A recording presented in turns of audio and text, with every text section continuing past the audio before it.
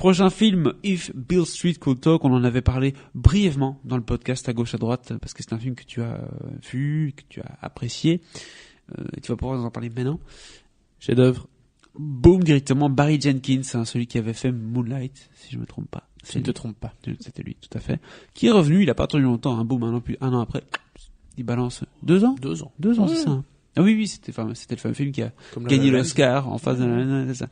Donc, Barry Jenkins, un film avec un casting, ma foi intéressant, hein. Diego Luna dedans, on a Dave Franco, qui est pas toujours fantastique.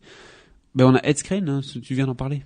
Mais oui, Donc voilà, j'allais le dire. tout à fait, t'allais le dire. Et Kiki Lane, quel nom, c'est génial. Mais Alors là, par contre, bon, bah, comme souvent avec Barry Jenkins, hein, c'est dans Harlem, début des années 60, un climat un peu particulier avec une histoire d'amour hein, qui sème depuis les temps d'enfance. C'est Tish et Fonny.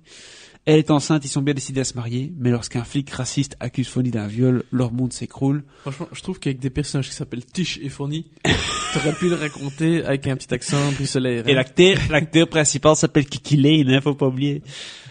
Donc voilà, vous voyez le genre. Mais en effet, Barry Jenkins, c'est souvent des histoires quand même de personnes qui sont persécutées, qui vivent un sale quart d'heure. Hein. C'est rarement des grosses comédies. Hein. Oui, Voilà, qu'on se le dise. Qu'est-ce que t'en as pensé? je leur dis. Oui, t'as dit chef-d'œuvre. Chef-d'œuvre. Mais pourquoi? Pourquoi? Outre les noms du casting. Parce que je vous le dis. Alors, déjà, il faut savoir que If Beale Street Could Talk, donc si Beale Street pouvait parler, est une adaptation d'un livre de bouquin. James Baldwin. Comme Le frère d'Alec. voilà, j'attendais la blague. Et qui parle effectivement à nouveau de j'allais dire la cause, mais c'est pas vraiment ça, mais Black Lives Matter. Black Lives Matter, exactement. Ça, c'est un peu, il est marqué ça au-dessus du lit de Barry Jenkins. Je pense qu'il dort avec un truc comme ça au-dessus de son lit. Mais ça parle de racisme, ça parle de personnes noires, ça parle de persécution, ça parle de certains niveaux de vie, ça parle de prison, ça parle de pas mal de choses. Mais voilà, donc globalement l'histoire, c'est un jeune couple, elle est enceinte, lui est en prison parce qu'il s'est fait accuser de viol par un flic qui ne l'aime pas, alors qu'il y a concrètement aucune preuve vraiment contre lui. Rien à se reprocher, hein, c'est ça. Non. Donc c'est compliqué, va y avoir un parcours judiciaire, va y avoir Tish, la jeune Tish qui va devoir... c'est son prénom, écoute, Oui, excuse-moi. mais d'accord. Je vais dire le jeune Tish, alors voilà, excuse-moi. Non, la jeune Tish. La jeune Tish, oui. C'est une fille. Et Fonny.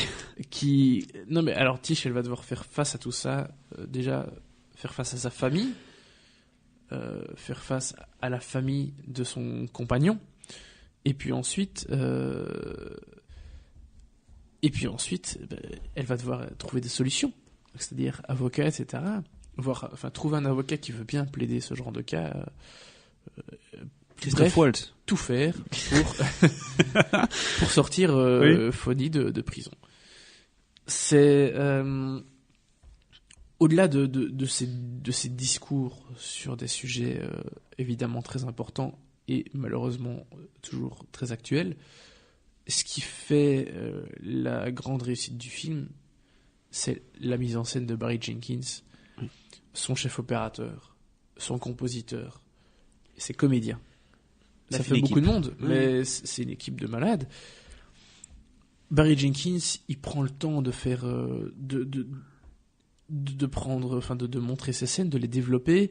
Un cadrage toujours assez proche, mais il a quand même souvent beaucoup de distance par rapport à ses personnages. Il est jamais dans le jugement.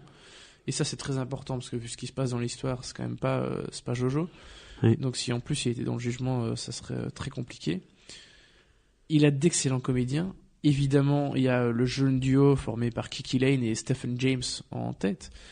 Mais celle dont tout le monde parle, c'est Regina King, qui joue la mère de Tish. Il y a Dave Franco qui fait une petite apparition, il a un second rôle. Ed Skrein, comme tu l'as dit. Diego Luna aussi,